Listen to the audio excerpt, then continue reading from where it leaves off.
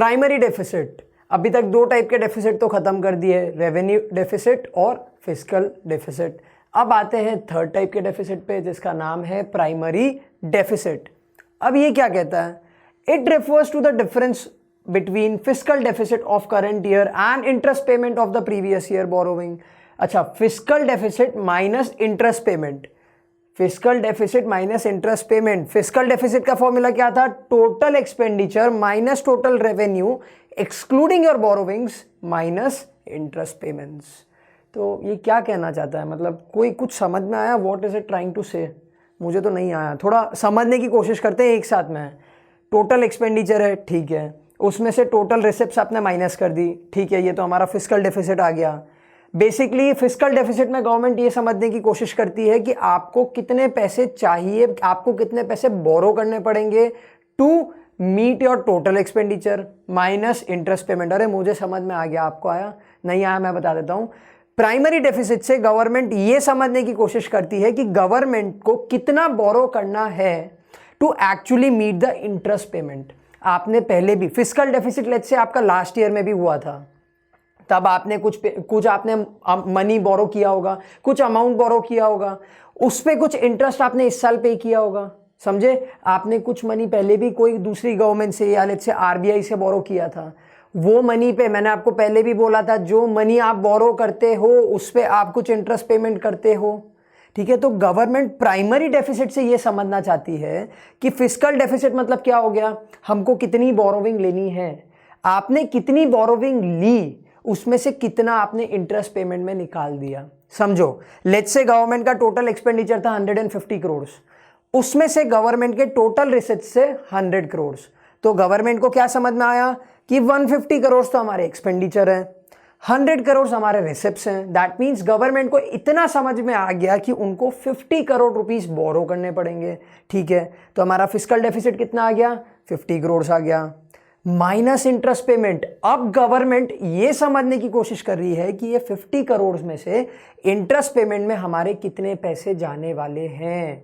समझ में आया आपको कि हमें कितने पैसे एक्चुअली में चाहिए अगर हम इंटरेस्ट पेमेंट भी निकाल दे तो। Now what are the implications of primary deficit? What are the implications?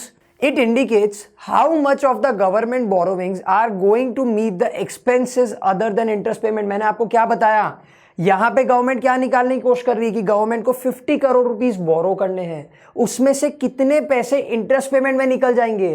तो गवर्नमेंट क्या निकालने की कोशिश कर रही है कि हमारी बोरोविंग में से कितने पैसे हम एक्चुअली में यूज कर सकते हैं हमारे एक्सपेंसेस को मीट करने के लिए, अगर हम उसमें से इंटरेस्ट पेमेंट को माइनस कर दें।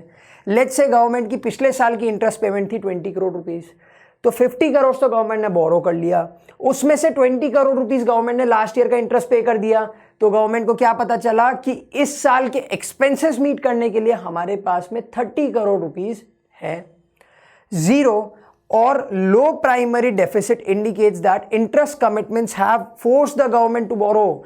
इमेजिन करो यहां पे आपका इंटरेस्ट पेमेंट 50 करोड़ रुपीस था, तो आपका प्राइमरी डेफिसिट कितना आया? 50 करोड़ से आपने बोरो किया, 50 करोड़ से आपका इंटरेस्ट पेमेंट हो गया, दैट मीन्स आपका प्राइमरी डेफिसिट आया 0। 50 माइनस 50 इज 0, तो बेसिकली जीरो प्राइमरी डेफिसिट का क्या मीनिंग हुआ? जीरो।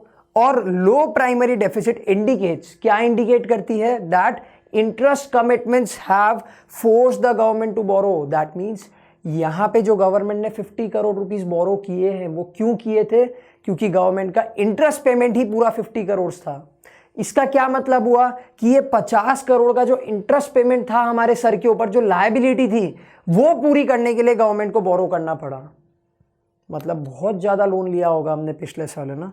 तो बेसिकली मतलब समझ में आया, जितना ज़्यादा प्राइमरी डेफिसिट जीरो के पास में होगा, जीरो और लो प्राइमरी डेफिसिट क्या इंडिकेट करता है कि गवर्नमेंट ने बोरो सिर्फ और सिर्फ अपने इंटरेस्ट पेमेंट को भरने के लिए या फिर पूरा करने के लिए लिया है। Last is to reduce the fiscal deficit. अब हम बात कर रहे हैं फिस्कल डेफिसिट की। क्यों बात कर रहे हैं हम फिस्कल डेफिसिट की? क्योंकि अभी हमने यहाँ पे देखा कि अगर आपकी बोरोविंग बहुत ज़्यादा थी पिछले साल, दैट मीन्स आपका इस साल का इंटरेस्ट पेमेंट बहुत ज़्यादा रहा होगा और आपने इंटरेस्ट पेमेंट को पूरा करने के लिए बोरो किया, तो इस बार हम फिस्कल डेफिसिट की बात कर रहे हैं। To reduce the fiscal deficit, interest payment should be reduced through prepayments of loans as early as possible.